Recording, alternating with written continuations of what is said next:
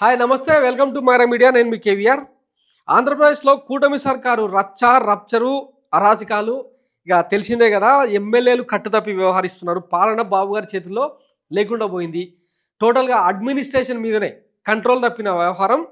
పచ్చపత్రికలే రాస్తా ఉన్నాయి, నేను చెప్పేది కాదు కానీ.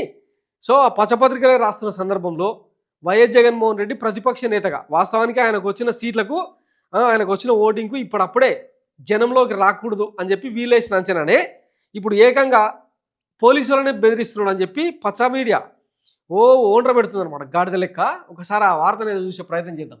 ఈ ప్రభుత్వం మారిపోవచ్చు, అప్పుడు మీ కథ ఉంటుంది. పులివెందుల డీఎస్పీకి జగన్ బెదిరింపులు. పులివెందుల డీఎస్పీ మురళీ నాయక్పై వైకాపా అధినేత మాజీ ముఖ్యమంత్రి జగన్ బెదిరింపులకు దిగారు. ఈ ప్రభుత్వం 2 లేదా 4 నెలల్లో మారిపోవచ్చు, ఆ తర్వాత మీ కథ ఉంటుంది అని హెచ్చరించారు. జగన్ సమీప బంధువు వైఎస్ అభిషేక్ రెడ్డి అంత్యక్రియలు పులివెందులో శనివారం జరిగాయి. ఈ కార్యక్రమానికి హాజరైన జగన్ తిరుగు ప్రయాణంలో హెలిప్యాడ్కు చేరుకున్నారు. వివిధ విచారణల్లో భాగంగా డీఎస్పీ దూకుడు ప్రదర్శిస్తున్నారని జగన్ వద్ద వైకాపా నేతలు ప్రస్తావించారు. హెలిప్యాడ్ వద్ద ఆగిన జగన్ డీఎస్పీని పిలిపించారు. డీఎస్పీ మరో 2 సీఐలతో జగన్ వద్దకు వెళ్లారు. ఆయన ఉద్దేశించి జగన్ తీవ్ర స్వరంతో మాట్లాడుతూ జాగ్రత్తగా ఉండాలని హెచ్చరించారు. డీఎస్పీ మౌనంగా విని అక్కడి నుంచి వెళ్ళిపోయారు. రిమాండ్ ఖైదీ వర్రా రవీందర్ రెడ్డిని ఇటీవల 2 రోజుల కస్టడీలో విచారించారు. కడప ఎంపీ అవినాష్ రెడ్డి పిఏ రాఘవరెడ్డికి 41A నోటీస్ ఇచ్చి పలుమార్లు విచారించారు. వీరందరినీ డీఎస్పీనే విచారిస్తూ వివరాలు రాబట్టే ప్రయత్నం చేస్తున్నారు. ఉన్నతాధికారుల ఆదేశాల మేరకు డీఎస్పీ తన బాధ్యతలను నిర్వహిస్తుండగా అందరి ముందు బెదిరించడం పోలీసు శాఖలో చర్చనీయాంశమైంది. బెదిరిస్తాడు, మరి బరాబర్ బెదిరిస్తాడు. పోలీసు వాళ్ళు అంటే వాళ్ళ ఇంకా ఊడిగం తీరు, వాళ్ళ బానిసత్వం కనిపిస్తూనే ఉంది కదా. ఇల్లీగల్ డిటెన్షన్స్ పేరుతో ఒక్కొక్క నేతను ఇంచుమించు 120 రోజులుగా ఇప్పటికీ 120 మందిని 3 నెలలుగా జైలులో పెట్టే హక్కు ఎవరు పోలీసులకు ఉందా?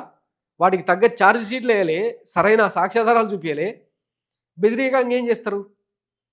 పోనీ ఈ కూటమి సర్కారు పాలన ఏమైనా సవ్యంగా ఉందా? లేదు కదా. మరి అట్లాంటప్పుడు బెదిరించకంగా ఏం చేస్తారు? ఈ పోలీసుల వైఫల్యమే కదా మొన్న తిరుమల తొక్కిసలాడ కారణం. ఇదే చంద్రబాబు గారు, నారా లోకేష్ గారు, పవన్ కళ్యాణ్ గారు గతంలో రెడ్ బుక్ పెట్టి ఏ జిల్లాకు పోతే ఆ జిల్లాలో ఎస్పీని, డిఎస్పీని, కలెక్టర్ను, అధికారులను కింది మీదికి రప్పా రప్పా ఆడించిన సందర్భాలు మర్చిపోయినరా? జగన్మోహన్ రెడ్డి మాట్లాడితేనేమో అది బెదిరింపు, వాళ్ళు మాట్లాడితేనేమో సుధపూస కబుర్లు. బహిరంగంగా మైకుల ముందర ఓపెన్గానే చాలా విమర్శలు చేసిరు కదా పోలీసు వాళ్ళ మీద. మీ సంగతి చూస్తాం, రెడ్ బుక్లో మీ పేర్లు అందరూ రాసుకుంటున్నాం, అధికారంలోకి వచ్చిన తర్వాత మీ అంతు తేలుస్తాం అని చెప్పి మాట్లాడిన మాటలు లేవా? మరి అప్పుడు ఏమైనా ఈ పచ్చపత్రికలు? అంటే అదేమో లోక కళ్యాణం, వైఎస్ జగన్మోహన్ రెడ్డి చేస్తున్నాం వ్యభిచారం, అంతే కదా. సిగ్గులేని బతుకులు. ప్రతిపక్ష నేత అన్నాక ఆ మాత్రం టెంపర్మెంట్ ఉంటుంది. తన కార్యకర్తలను కాపాడుకునే కోణంలో కొంత వ్యవహరించాల్సి కూడా వస్తుంది. ఇంకా జగన్మోహన్ రెడ్డి అంటే అసలు స్వరూపం, ఉగ్రరూపం చూడాలని అనుకుంటే ఇంకా వేరే రీతిలో వ్యవహరించాలన్నమాట. అవన్నీ మర్చిపోయి ఇష్టారీతిలో వ్యవహరిస్తే ఎట్లా కుదురుతుంది?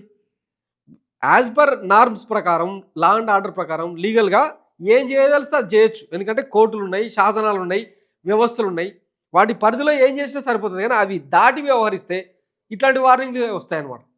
ఇప్పుడు ఆ కొలికపూడి శ్రీనివాసరావు, ఆయనకి ఏం రైటు? ఒక ఇంటికి వెళ్ళి భార్యను భర్తను చెంప మీదకి వెళ్ళి కొట్టి బూటు కాలుతో తన్నినట. అంటే అట్లా చేస్తే ఓకేనా? మరి వాళ్ళ మీద కేసులు పెట్టరు ఎందుకు? హత్యాయత్నం కేసులు పెట్టాలి కదా, పెట్టలేదు ఎందుకు? తిరుమలలో బిఆర్ నాయుడుకు ఇప్పుడు శిక్షలు వేయాలి, కనీసం ఎఫ్ఐఆర్ అన్న రాసిరా? ఇవన్నీ చేయకుండా ఎంతసేపు వైఎస్ఆర్సీపీ కార్యకర్తలు మాత్రమే రండలు లంగలు అన్న కోణంలో చిత్రీకరిస్తూ ఉంటే బెదిరించక ఏం చేస్తారు? బరాబర్ బెదిరిస్తారు. ఏమో ఈ కూటమి సర్కార్ ఏమైనా శాశ్వతమా? లేకపోతే ఇదేమైనా మిడిల్ ఈస్ట్ దేశాల్లో ఉండే టైప్ ఏమన్నా అది డిక్టేటర్షిప్పా? 5 ఏళ్ళే కదా మీకు ఇచ్చిన మ్యాండేట్. తర్వాత ఉంటుందో పీకుతుందో తెలియని పదవి కోసం ఇంత ఊడిగం చేయాల్సిన అవసరం ఏంది? ఇదే పని వైఎస్ జగన్మోహన్ రెడ్డి ఆ గతంలో చేసి ఉంటే ఒక్కడన్నా బయట తిరుగుతుండేనా? ఒకసారి ఆలోచించాలి కదా ఇవన్నీ. ఏదో పోన్లే కరోనా కాలంలో ప్రజలందరూ కష్టాల్లో ఉన్నారు, ఈ టైంలో రివెంజ్ పాలిటిక్స్ అవసరమా అని చెప్పి ఆయన పాలన మీద ఫోకస్ చేసి విప్లవాత్మక మార్పులకు, సంస్కరణలకు శ్రీకారం చుడితే అది బేవార్స్ పాలన, సైకో పాలన, రాజారెడ్డి రాజ్యాంగం అని చెప్పి మనం ముద్రలేసినాం. ఇప్పుడు మరి మీది ప్రజాపాలన కదా, బాబు గారి విజనరీ పాలన కదా, మరి మంచిగా చేయండి, ఎవడొద్దన్నాడు? 11 సీట్లకు పరిమితమైన వ్యక్తి మీద ఇప్పటికీ అభాండాలు వేస్తున్నారంటే మీ చేతగాంతనం, అసమర్థత అర్థమైపోతున్నాయి. ఇంకా చెప్పాలనా? Thanks for watching Mara media. నేను మీ కేవీఆర్. Thank you.